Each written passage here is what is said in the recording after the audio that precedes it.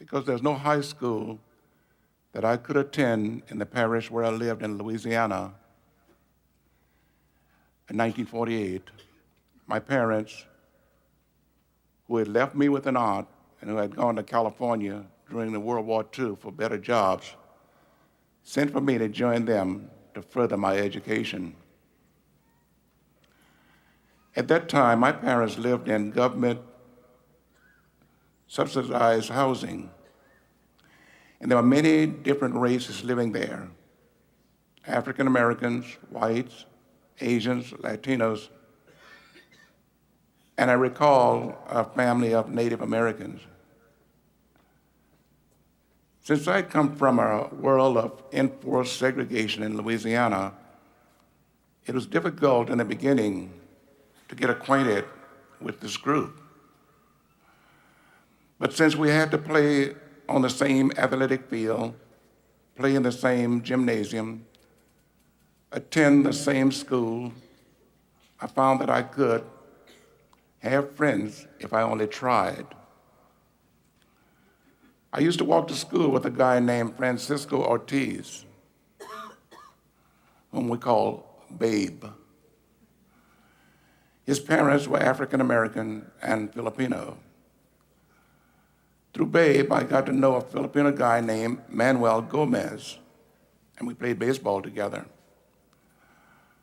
I ran track with a Native American named Jerry Howell. I could beat Jerry in the sprints. He always beat me in the long distances.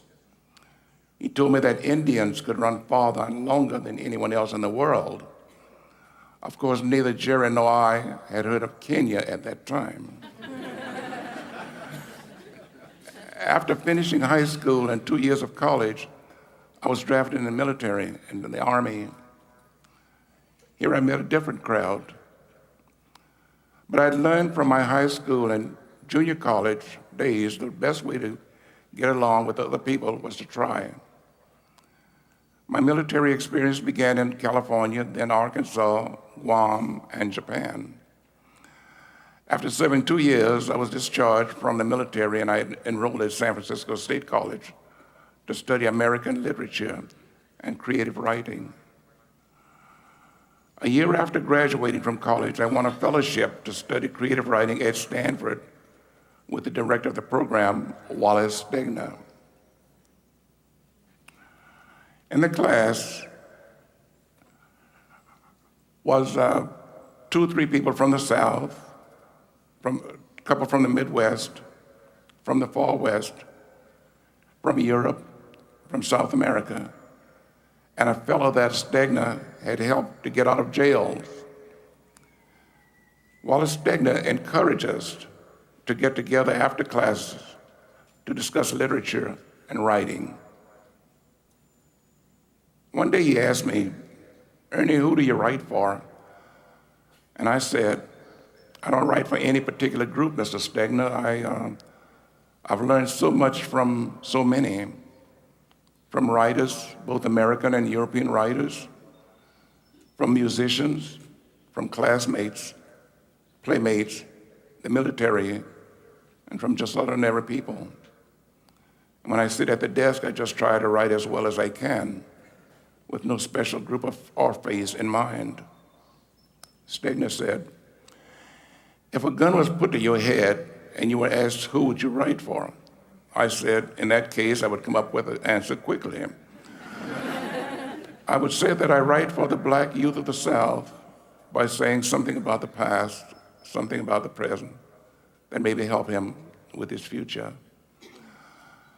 And suppose that gun was still at your head and you were asked to come up with a second group.